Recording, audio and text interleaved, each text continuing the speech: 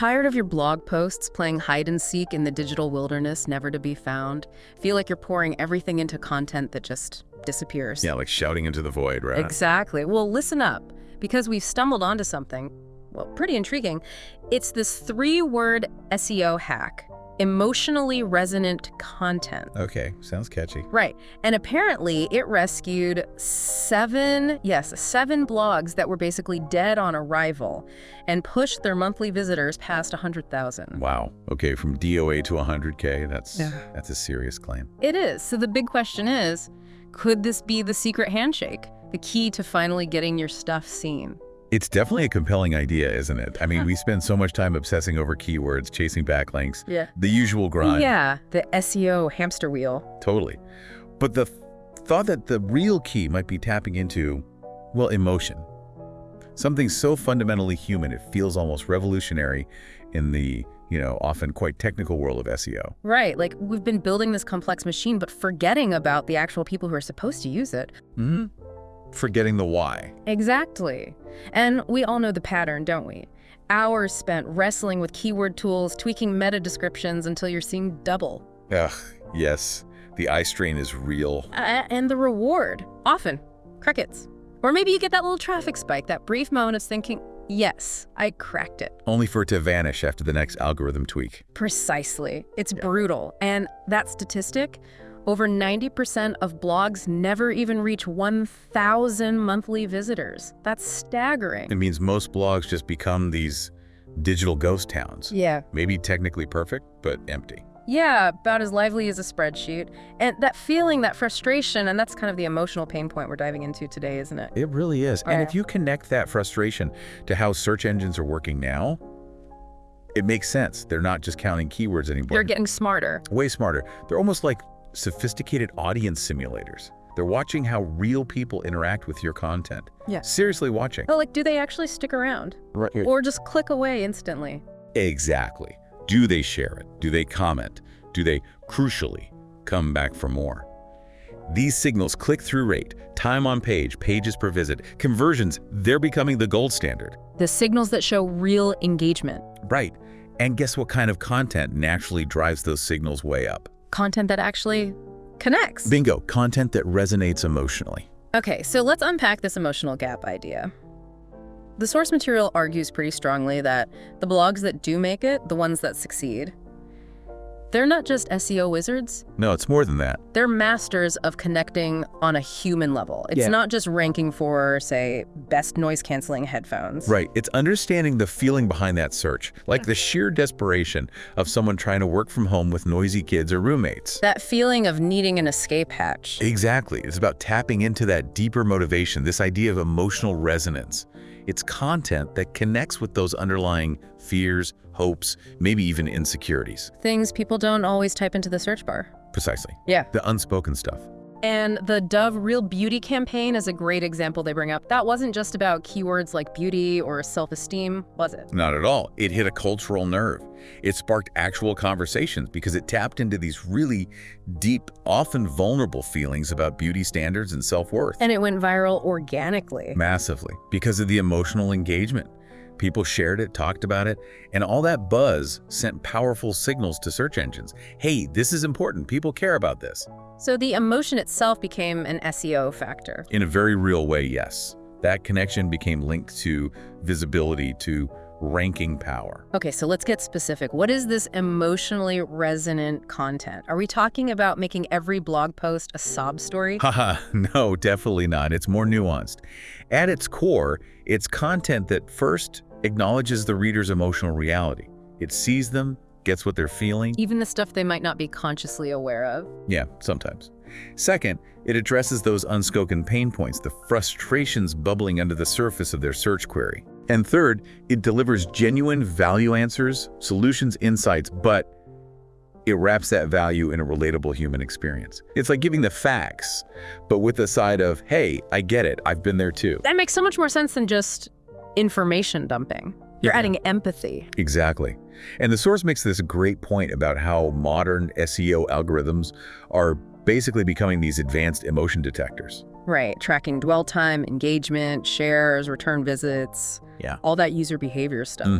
And emotionally resonant content, it naturally boosts all those signals. Yeah. If your content makes someone feel understood or eases their anxiety or sparks a bit of hope, They're going to stick around longer. way longer. They'll engage more, maybe click another article, maybe even subscribe. They see you as a valuable resource they actually want to come back to. It creates loyalty, digital Velcro, like you said. Exactly. It sticks because it connects. All right, let's get to the juicy part, the numbers. Because stats don't lie, right? The data from these 7 resurrected blogs. It's kind of mind-blowing. It really is. Average session duration increased by 247%. 247%. That's huge. People weren't just visiting, they were moving in. It suggests a much, much deeper connection. And check this. Bounce rates dropped by 51%. Okay, so fewer people hitting the back button immediately. They landed and thought, maybe I'll stay a while. Exactly. They found something that resonated. And then social shares up by 318%. Wow. So people weren't just reading, they were actively telling others, you need to see this. It's powerful social proof. And conversion rates jumped 163%. That's where the emotional connection really hits the bottom line. Turning readers into subscribers or customers. Whatever the blog's goal was. And maybe my favorite stat. Return visitor rates grew by 89%. That's massive. It shows they weren't just a one-hit wonder, they built an actual audience. They became a trusted source, a go-to place. That's the holy grail for a blog, isn't it? Absolutely. And the source cleverly connects all this back to Google's EEAT guidelines. Remind us what that stands for again. Sure. Experience, expertise, authoritativeness, and trustworthiness. It's Google's framework for quality content. So how does writing emotionally fit into that? Seems a bit touchy-feely for Google. Well, think about it. When you show genuine understanding of your audience's problems, when you show empathy, when you build trust through being authentic, that directly feeds EET. Ah, okay. So it demonstrates your experience with their issues, your expertise in understanding them, and builds trust because you're relatable. Precisely. It signals to Google that you're not just some content mill churning out generic stuff. You're providing value rooted in real human understanding. You get your audience. Okay, that makes sense. And the case study, they shared the parenting blog. That was wild. Yeah, pretty dramatic turnaround. Going from 15,000 monthly visitors, focusing on the practical nuts and bolts stuff, Like diaper changing guides, feeding schedules, the usual. to suddenly pivoting to the emotional side, tackling things like mom guilt, work-life balance struggles. The messy, real stuff. And their traffic shoots up to 127,000 a month in just 6 months. Incredible, right? It shows people weren't just searching for how-to. They were searching for understanding, for validation. They wanted to know they weren't alone in feeling overwhelmed. That feeling of, okay, it's not just me. Exactly. Yeah. That's powerful. Okay. We're sold on the why, but the how. How do we actually do this? How do we sprinkle this emotional magic dust on our content? Well, it's not quite magic dust, haha. It's more strategic. The source outlines a systematic approach, starting with something called audience emotional mapping. Sounds intense, like therapy for our readers. Sort of. It's about going deeper than just demographics or surface-level pain points. You need to really dig into their emotional world. What kind of questions should we be asking? Things like, what really keeps them up at night? What makes them feel inadequate or overwhelmed? What are they secretly hoping for? What specific emotional relief are they seeking when they search online? Wow. Okay, that's getting personal. It has to, a little bit. Think about their example. Someone searches how to start investing. Right. Seems straightforward. But beneath that, there could be anxiety about not having enough, regret about starting late, hope for security, a whole mix of feelings. Understanding that subtext lets you connect differently. Exactly. You can craft content that speaks to those feelings, not just the practical steps. Okay, step 1. Map the emotions. What's next? Next is keyword emotion integration. So you take your standard keyword research. The high-volume terms people are searching for. Right. But then you find the emotional angle within those searches. You look for the intersection between the logical query and the emotional trigger. Can you give us those contrasting examples again? They were really good. Sure. So instead of just best budget apps, which is functional. You might target something like budget apps that don't make you feel guilty. Exactly. It acknowledges that emotional baggage around money. Or instead of home workout routines. Maybe home workouts for when you feel too tired to move. Yes. It meets people where they actually are emotionally tired, maybe unmotivated, not where some fitness guru thinks they should be. It connects logically and emotionally. Okay, find the keyword, find the feeling. Got it. Then there was this slightly counterintuitive idea, vulnerability as strategy. Yeah, this one trips people up sometimes. You're often taught to project this image of perfect expertise. Brutally, never let them see you sweat. But the source argues that sharing your failures, your struggles, that can be incredibly powerful for building trust. Being real, basically. Exactly. Authenticity. They mentioned the skyscraper technique, creating super comprehensive content. Part of why that works isn't just the sheer information. It's that longer content gives you more chances to weave in those relatable moments, those I've been there too stories. Precisely. More emotional touch points. And that finance blogger example was striking. The one who shared their own business failure and debt. Yeah. And saw engagement soar afterward. That kind of raw honesty can turn a bounce into a loyal subscriber. It makes you human. It builds that emotional superglue. People connect with people, not just brands. That's the essence of it. Vulnerability builds trust in a way polished perfection just can't. Okay, looking ahead. The source mentioned future trends seem to be favoring this whole emotional approach too. It's not just a flash in the pan.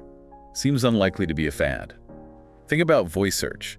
It's naturally more conversational, more nuanced emotionally. Right, you talk to Siri or Alexa differently than you type into Google. Exactly. Then there's AI content detection, potentially getting better at spotting. Well, emotionally flat, robotic content. Ooh, interesting. So authentic emotion becomes a differentiator. Could be. Plus, the ongoing importance of social signals, shares, comments, and the central role of user experience in rankings. It all points towards emotional resonance becoming more important, not less. So focusing on this is kind of future-proofing your content. That's a great way to put it. You're aligning with where search and user expectations seem to be heading, towards genuine human connection. But I can hear the skeptics already. Won't focusing on emotion compromise my factual accuracy? Or if I share personal stories, won't I lose my professional authority? Valid concerns. But the key, based on these success stories, is that it's about enhancing, not replacing. You maintain factual accuracy, you uphold professional standards. But you make the information more accessible, more relatable, more memorable by adding that emotional context. Exactly. Remember the medical site example. Adding patient narratives didn't make the clinical data less accurate.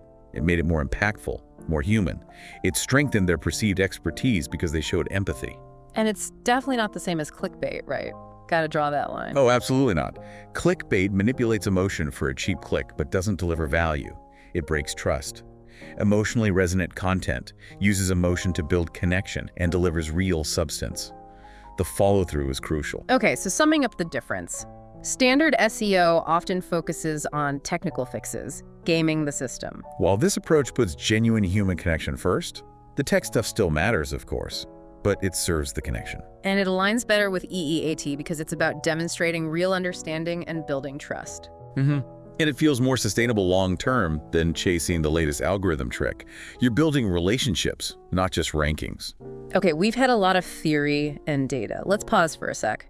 If you're listening and thinking, okay, I need to figure this out for my blog, my content, If this is sparking some ideas. then you'll definitely want to check out the resources we've linked, ready to dive even deeper and get some practical help implementing this emotionally resonant content approach. Yeah, there's some really good stuff out there to help you get started mapping those motions and finding those angles. Visit the links in the description below for amazing offers.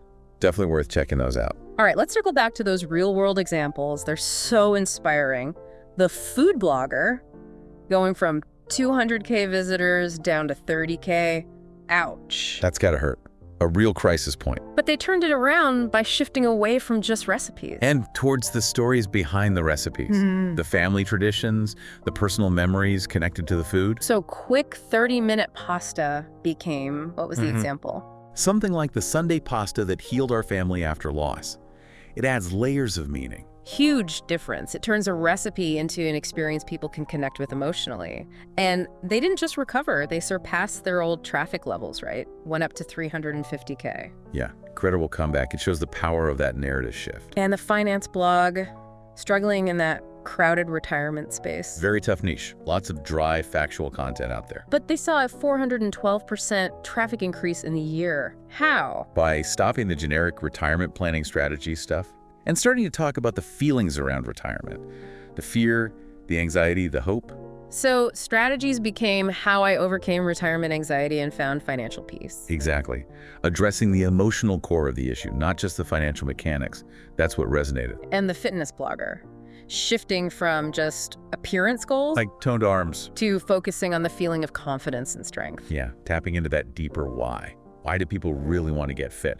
Often it's about feeling better internally, feeling more capable, more self-assured. So 10 exercises for toned arms evolved into Something like, how these simple movements help me feel strong again after years of self-doubt.